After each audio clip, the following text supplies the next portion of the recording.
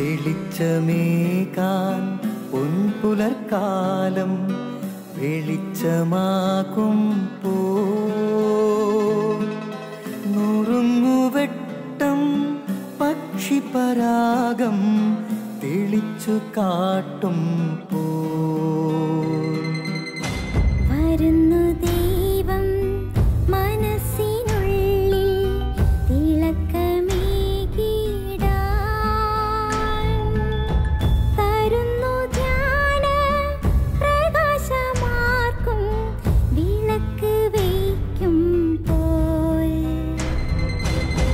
നുറുങ്ങുവെട്ടം ഇറങ്ങിടട്ടെ ഹൃദന്തമെല്ലാം യുഗപ്രകാശത്താൽ മറഞ്ഞിടട്ടെ മനാന്ധകാരം യുഗപ്രസാദത്താൽ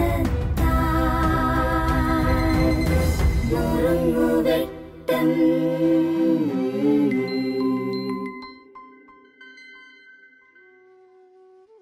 ദൈവത്താൽ അനുഗ്രഹിക്കപ്പെട്ട പ്രിയപ്പെട്ടവരെ, വിശുദ്ധ യോഹന്നാൻ്റെ സുവിശേഷം 17-ാം അധ്യായം 3-ാം തിരുവചനത്തിൽ ഈശോ പറയുകയാണ്, ദൈവത്തെ അറിയുക എന്നതാണ് നിത്യജീവൻ. നമ്മളെല്ലാവരും സ്വർഗ സൗഭാഗ്യത്തെ ലക്ഷ്യമാക്കി ജീവിക്കുന്നവരാണ്.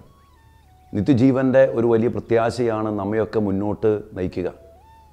നമ്മളറിയാം, ജീവന് നമ്മളെല്ലാം വലിയ പ്രാധാന്യം കൊടുക്കുന്നുണ്ട്. അതുകൊണ്ട് തന്നെ ജീവനെ തടസ്സപ്പെടുത്തുന്ന ഒരു രോഗം വന്നാൽ നമ്മൾ അതിനുവേണ്ടി പല പല ടെസ്റ്റുകൾ നടത്തും. അതിനുവേണ്ടി ചിലപ്പോൾ ഓപ്പറേഷൻ നമ്മൾ നടത്തും. അതിനുവേണ്ടി ഒത്തിരിയേറെ സമയം ചെലവഴിക്കും. അതിനുവേണ്ടി നമ്മൾ ഒത്തിരി പൈസ ചെലവഴിക്കും. ഈ ലോകത്തിലെ നൈമിഷികമായ ജീവിതം ഒന്ന് ബലപ്പെടുത്താനും നശിച്ചു പോകാതിരിക്കാനും വേണ്ടിയാണത്.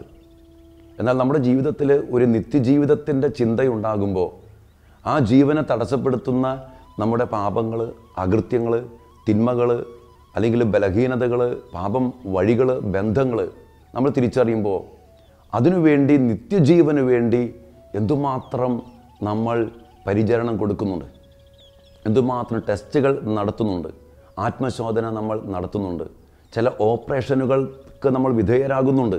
നിത്യജീവന് വേണ്ടി എത്രമാത്രം നമ്മൾ വില കൊടുക്കുന്നുണ്ട്, സമയം കൊടുക്കുന്നുണ്ട്.